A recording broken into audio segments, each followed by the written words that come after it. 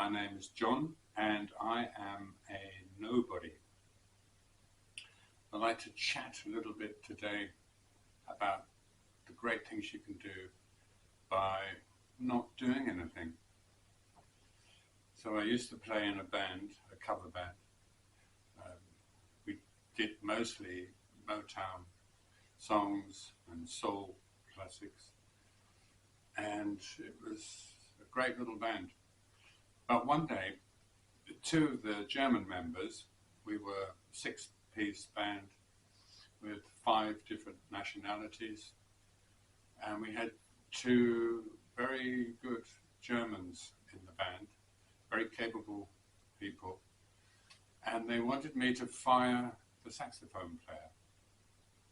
I was at the time the band boss, so I could do that if I wanted to. But I was actually extremely proud to have him in the band. He was something of a legend. He was from another country, and he played with 3 legendary figures.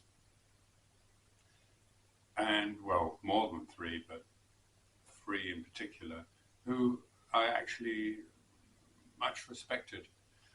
Maybe the Germans hadn't heard of those people because it was different in England than it was in Germany, and maybe they hadn't been in the charts in Germany. But I was very happy that he was playing with us, and he did a very good job.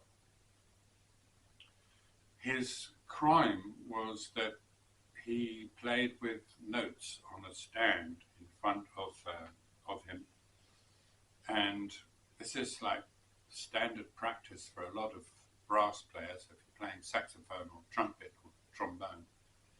And yeah, that was it really. They wanted me to get rid of him, and I never did. And I'm so proud still that I never did get rid of him, because I would have been so ashamed of myself. There are things in my life that I can be ashamed of. My parents taught me not to steal, but once I was crazily in love with a woman, and I ruffled, no, that's not the right word, I was rifling the pockets of a friend of mine for some change so I could get a train to see her. I was so desperate, and I'm still very ashamed of that, actually. Well, robbing a friend, I mean, you can't get any lower than that. So I'm ashamed of that. But there are some things that I'm not ashamed of, and one of them is that I got attacked once in Amsterdam. I was living in the red light area, and I was with some close family members, and we got attacked for no reason by these 2 guys. One of them had a knife and the other one had a dog, so the odds were not looking good for me. But I was so angry at this unprovoked attack that maybe it was my anger that saved me from disaster, and it would not be the last time either. So I managed to beat a kind of withdrawal back to the door of my house across the road. And this black guy came down the steps, or the stairs inside the house, and I said, look, be careful when you go outside. There are these 2 crazy guys, and one has a knife and one has a dog. And he just patted his armpit and said, don't worry about that, I'll be fine. Years later, or maybe it was months later, I saw one of my attackers on the street. He was lying literally in the gutter. I was wearing steel-capped Dr. Martens in those days, and I walked up to the side of his head, put my steel toe cap right next to his skull, and just looked at him for a couple of minutes. I just looked at his head and I thought, my God, I could do whatever I want now. But I didn't do anything. So it's a little thing called karma, maybe. And then I just walked off. But that memory has stayed with me all these years later. He's probably forgotten it. but I haven't. Another thing I used to do when I was still in England and working at the hospital was go out with a friend of mine whose name I can still remember. We used to go out, well, there's no way to put a polite word to it. We used to go out poaching, and he knew all the trees, all the birds, everything in the forest or in the fields. He knew the name of every plant, and he was also a fantastic shot. I mean, if he fired at something, he'd hit it. Whereas I used to laugh with him and say, look, you know, at least they have a chance with me, you know, a sporting chance. Because if I fire at them with the shotgun, there's, you know, they've got a 50-50 chance of getting away alive. I used to be in the Army Cadets, so I was a good shot with a rifle, but yeah. Anyway, so we used to go out across the fields. He'd be driving with the window down in his 4x4 Land Rover, and I'd be reloading.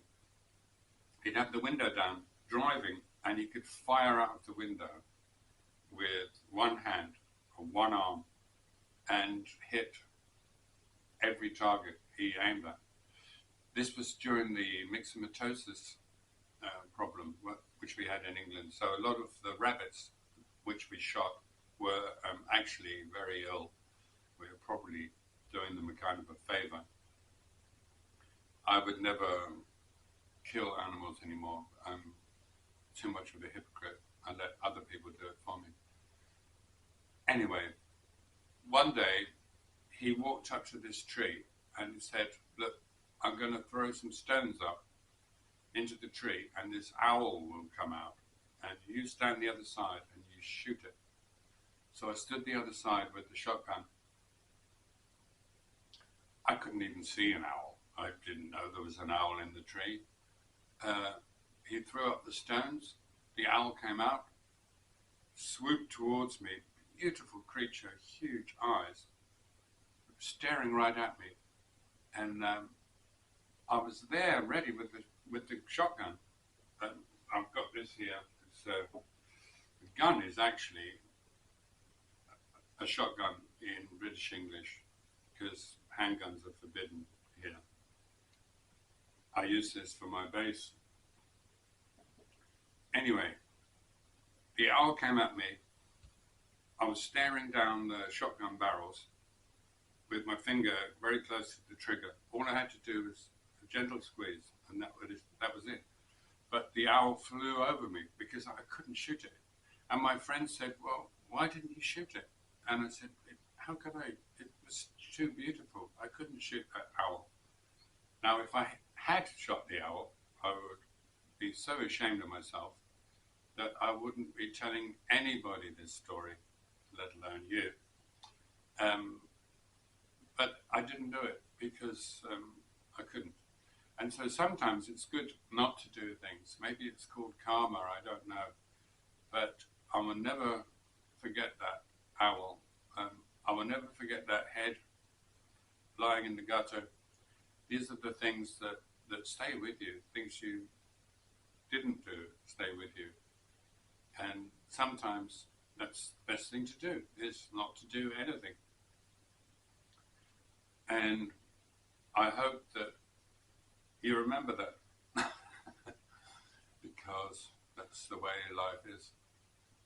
Okay, well, I'm going to stop now. So, with lots and lots of stories coming, more Nikki Southern stories, and lots of weird and wonderful stories from my crazy life, my crazy little life, because I am a nobody. And I look forward to seeing you again. And until then, all the very best to you and those you love. And Josikovsky.